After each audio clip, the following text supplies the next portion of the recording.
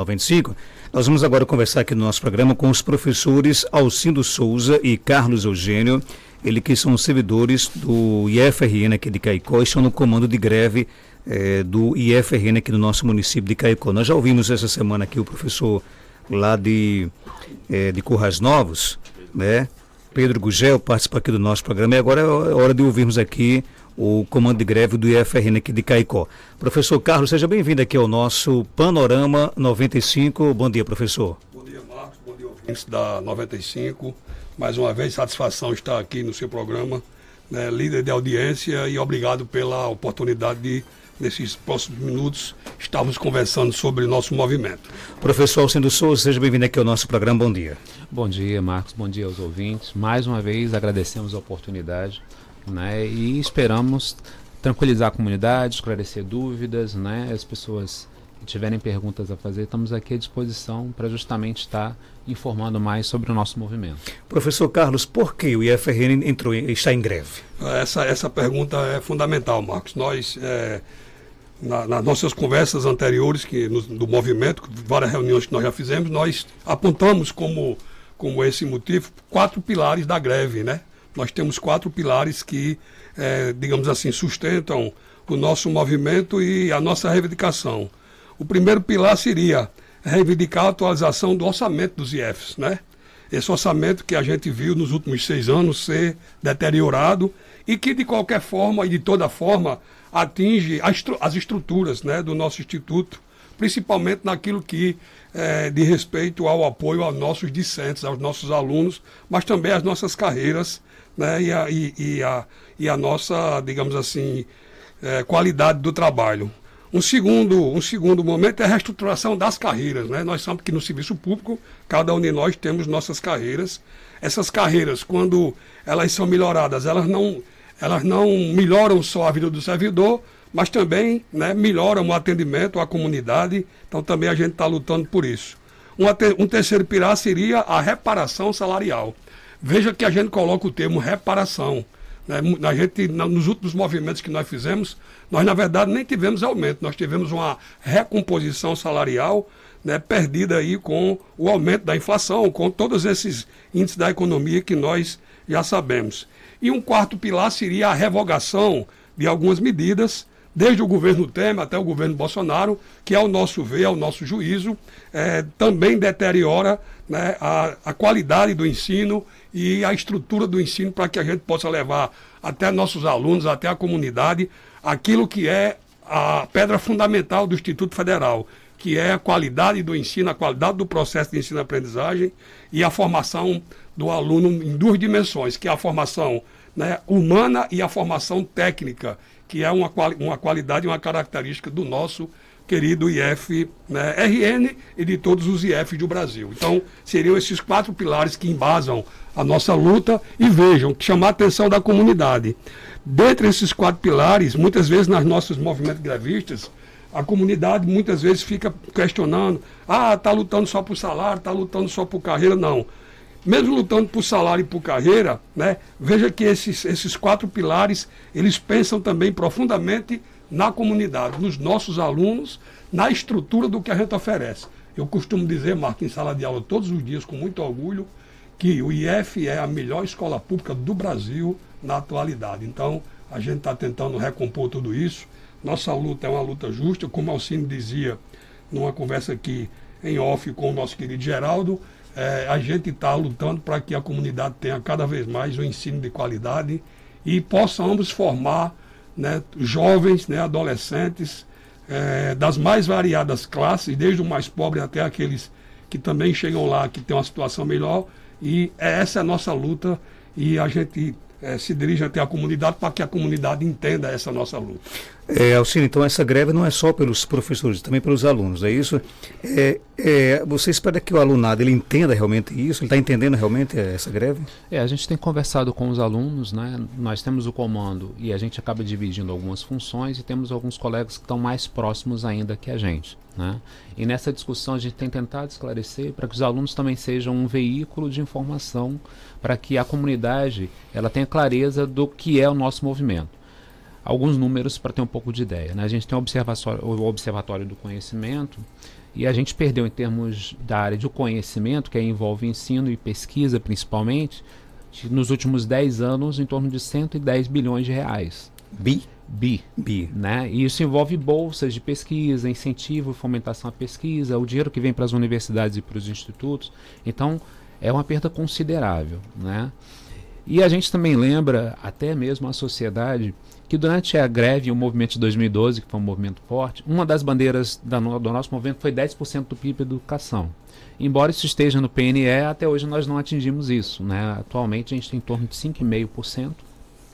A gente teve algumas PECs durante o governo Temer e Bolsonaro que também, em função do teto fiscal, reduziram esse percentual. E até hoje a gente não chegou nos 10% do PIB, embora estejam como pauta há muito tempo, né, de quem trabalha e quem luta pela educação pública de qualidade. Né? Então, nessa greve, nós temos 660 unidades do IFRN em todo o país, 470 aderiram ao movimento. Então, quando a gente pensa numa greve, no movimento paredista, que foi deflagrado no último dia 3 de abril, nós temos uma adesão muito grande. Normalmente os movimentos paredistas eles são mais graduais, né? Mas essa greve vem forte para que a pressão que nós possamos exercer sobre o governo nas negociações tenha um efeito maior. Né? Por isso que a gente vem sempre aos meios de comunicação, e agradecemos mais uma vez, para mostrar para a comunidade que a preocupação que nós temos como servidores públicos é de prestar um serviço público de qualidade.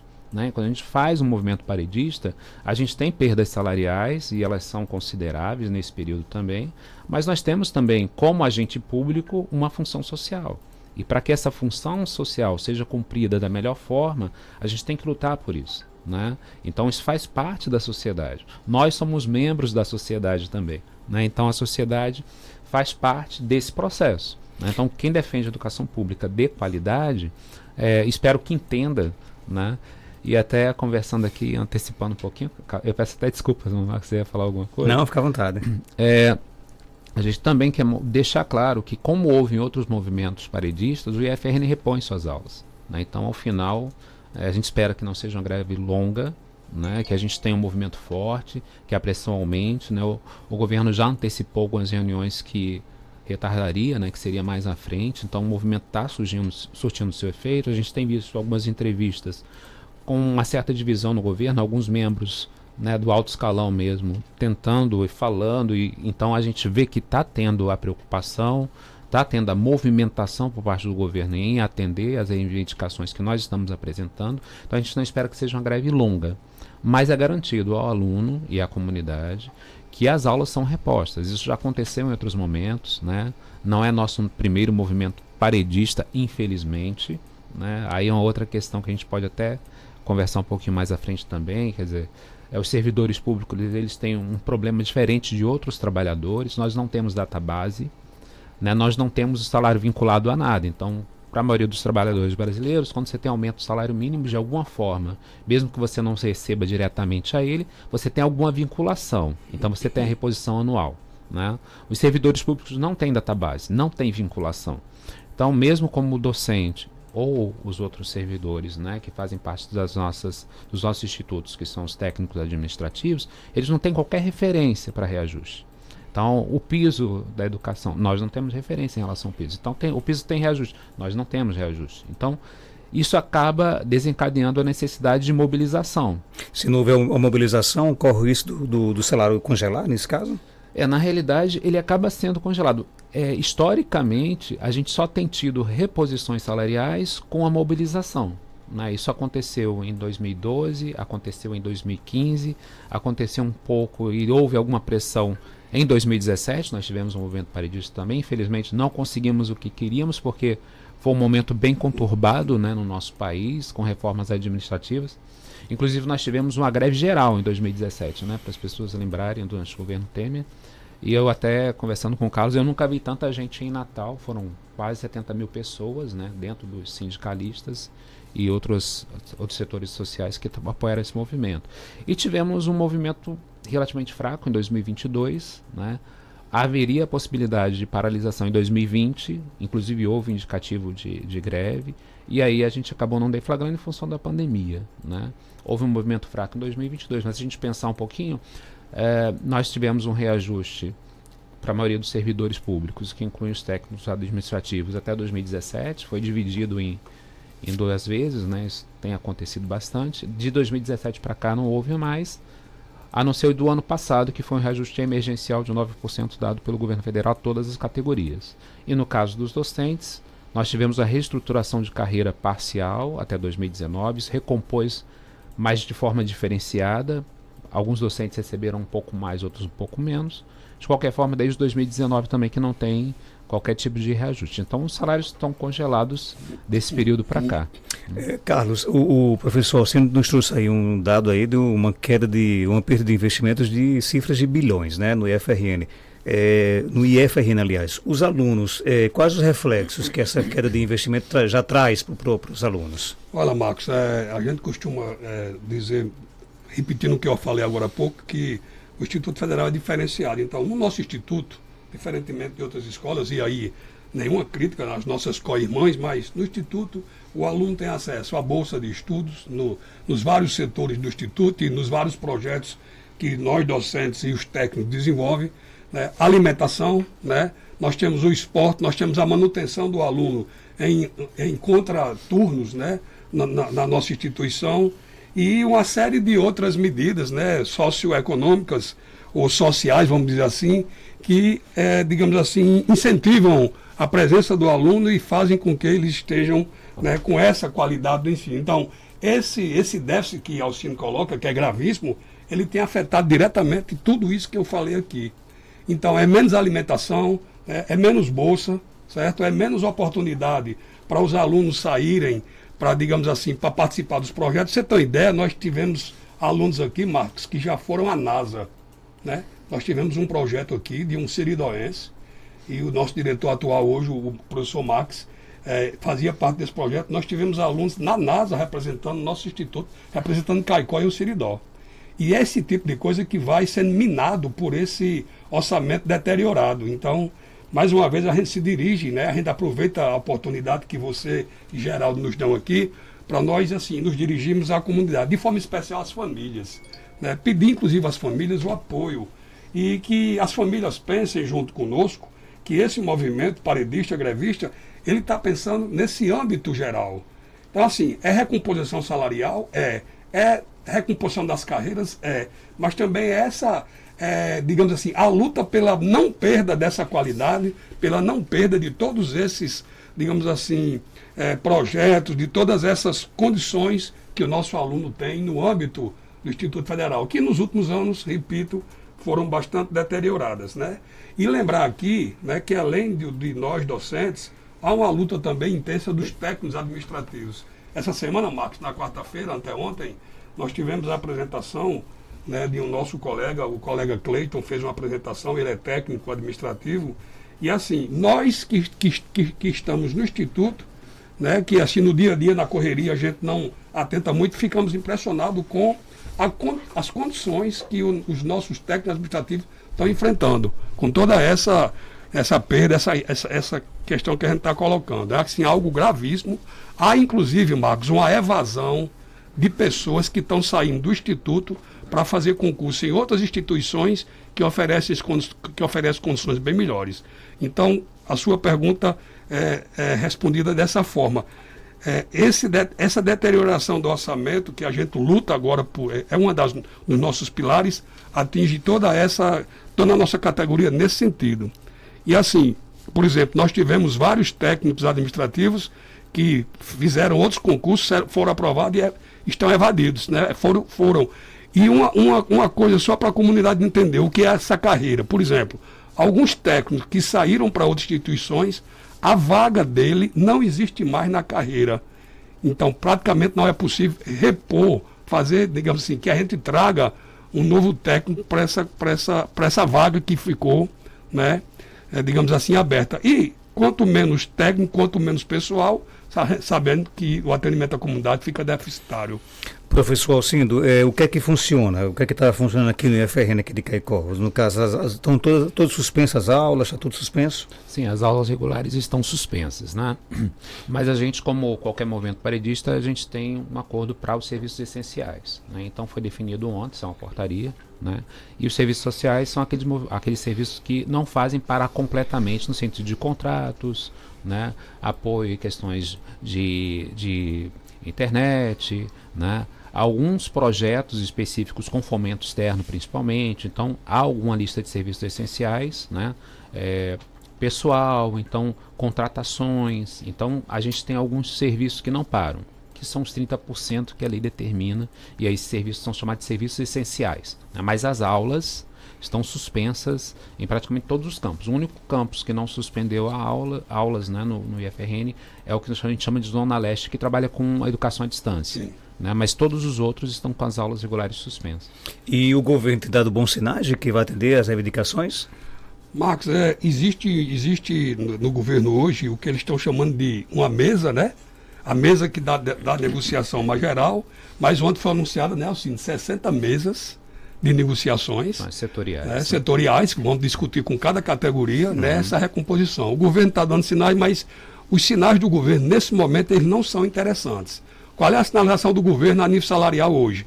É 4,5% em 2025, 4,5% em 2026. Né? E nessas outras coisas, nos 4 pilares que nós estamos discutindo, também há algumas, digamos assim, algumas coisas que estão meio emperradas, mas há uma negociação, né? O governo, o ministro Haddad e a ministra do outro setor lá, que está diretamente envolvido com a gente, está, né, digamos assim, abrindo essas mesas de negociação, e a conversa a pauta está na mesa. Então vamos ver o que aqui se desenrola até a próxima semana. Existe uma data de 15 de abril para que a gente tenha a decisão de algumas coisas. Por exemplo, existe uma possibilidade de aumento, né, em algumas, digamos assim, penduricários do nosso contra-cheque, né, que na verdade, são necessidades, né, que estão no contra-cheque. Auxílio alimentação, auxílio creche, auxílio, né, contrapartida da saúde, da questão da saúde e assim por diante. A negociação está na mesa, as conversas estão acontecendo, mas a gente, do movimento, a gente sente que é preciso que o governo dê um sinal mais claro, mais evidente e que nos tranquilize, né? Ontem o governo Lula fez um anúncio de abertura de mais 100, né, novos IF no Brasil, e a gente fica assim, né, se perguntando, né? Existe uma possibilidade de construção de mais 100 IF no Brasil, inclusive 3, né, aqui no território potiguar. Então também a gente pede que nesse momento também haja também um olhar para os que já existem. Então essa é a nossa luta, essa é a nossa o motivo da nossa greve. E assim, Marcos, a gente, na verdade, nós docentes, a maioria, eu acho que quase 100% a gente não gosta, né, de fazer greve. A gente nunca gostou. Há um consenso entre a categoria, mas a greve ela entra como último recurso da luta. Veja o que Alcino colocou. Desde o governo, tempo que a gente vem conversando, né, e as negociações não avançam. Então, eu até coloquei aqui na minha anotação, a gente vê a greve como o último recurso da luta. A gente conversa, negocia, o sindicato vai a Brasília, vai a São Paulo, vai ao Rio, onde tiver uma reunião, mas a gente vê que a greve ela entra como último recurso. Né? A gente espera. Então, quando não dá, e com essas condições que Alcino colocou, a gente não tem uma data base, não seguir, por exemplo, o piso salarial, então a gente tem que lutar para que a gente continue oferecendo uma educação de qualidade como é característica nossa dos institutos federais. Professor Alcindo, obrigado pela sua participação. Algo mais a acrescentar? Pode ficar à vontade. Nós agradecemos novamente. Assim, só em reiterar que, como servidores, né, nós temos um único sindicato, que é o Senasef, né, então, tanto docentes quanto técnicos administrativos estão na luta juntos. Né, e o serviço que a gente presta como um todo depende muito dessa estrutura e depende muito de todos que estão nessa luta. Né? Então, é só para deixar claro também a questão do orçamento, né? Que esses 117 bi, tá certo, Marcos, são em relação a toda a área de conhecimento nos últimos 10 anos. Então, inclui institutos, universidades e CAPES e CNPq, que seriam os principais instituições de fomento para a gente. Né? Com relação aos institutos, houve anúncio há algum tempo atrás, quando foi anunciado os novos institutos, de uma reposição de 100 milhões de reais para os institutos. Mas, para você ter ideia, os institutos, num todo, em 2015 e 2016, eles tinham um orçamento na base de 4 bi, né? Hoje é quase metade disso. Né? Então, realmente os recursos têm diminuído bastante, isso tem dificultado muito a manutenção, não só da estrutura física, mas também do que a gente chama de custeio, né? Que são os terceirizados que trabalham para a gente, contas de água, luz, né? Então, tudo isso tá em jogo para a gente, né? E aí, de novo, a gente escuta alguns... Vocês querem repor tudo que aconteceu em um ano? A gente luta e a gente sabe, dentro da negociação, que nem tudo que se pede a gente consegue, né? Mas precisa ter sinais mais claros do que nós estamos pedindo e isso ser bem estabelecido. E isso não tem acontecido, né? O que tem acontecido são sinalizações dúbias, digamos assim, né? Então vamos conversar, vamos dividir setorialmente. Essas mesas setoriais são avanços, mas elas não implicam em impacto orçamentário. Então vai se discutir carreira, por exemplo, mas se tiver impacto orçamentário, aí sai dessa mesa, então isso dificulta um pouco também, mas é um avanço de qualquer forma. Então agradeço mais uma vez, tá certo, Marcos? Então um bom dia a todos, e nós estamos também com um canal tentando fazer essa comunicação também nas redes sociais, tá certo? Aí vem eu que não lido Vamos lá então, vamos lembrar. Com redes sociais, que a gente está com o Instagram, né? Então o Instagram, a gente tem acesso ao Instagram na própria página do IFRN. Você não tem Instagram, né, professor? Não tem naquela Instagram. Naquela entrevista dele aqui, eu rodei procurando o Instagram dele, não achei. Aí, também não tem. Aí na questão do Instagram eu não sou muito... Tem que criar seu Instagram, então. Carlos, algo mais a acrescentar? Pode ficar à vontade. Marcos, nesse momento final, eu gostaria, juntamente com meu amigo e colega Alcino, de entrar na casa de cada família, né, dos nossos alunos, dos nossos discentes, para, digamos assim, tranquilizá-los, né, para também chamá-los para um apoio ao nosso movimento e comunicar a cada pai, a cada mãe, a cada responsável, que nada será, digamos assim, perdido com a greve. A gente quer deixar aqui de público a garantia de que, apesar, né, dos alunos agora estarem nesse momento, nós sempre vamos fazer a reposição de cada conteúdo, a reposição de cada momento. Então, tranquilizar os pais, chamá-los, né? Eles podem ir ao instituto, telefonar para saber, nós temos esses canais todos, e dizer que fiquem tranquilos, porque é um momento que a gente precisa passar por ele. Aqui e acolá vai acontecer, acontece no âmbito federal, no âmbito estadual, no âmbito municipal, né? E nós estamos aqui nessa luta também, né? E muito pensando na qualidade do que a gente oferece, tanto ao aluno e, consequentemente, às famílias. Portanto, fiquem tranquilos que tudo será reposto com muita responsabilidade e com a garantia da marca Instituto Federal. Muito bem, 7 horas, sucesso para vocês. Tomara que realmente as reivindicações sejam atendidas, né, e que todos ganhem realmente aí com esse movimento, viu? 7 horas, 2 minutos.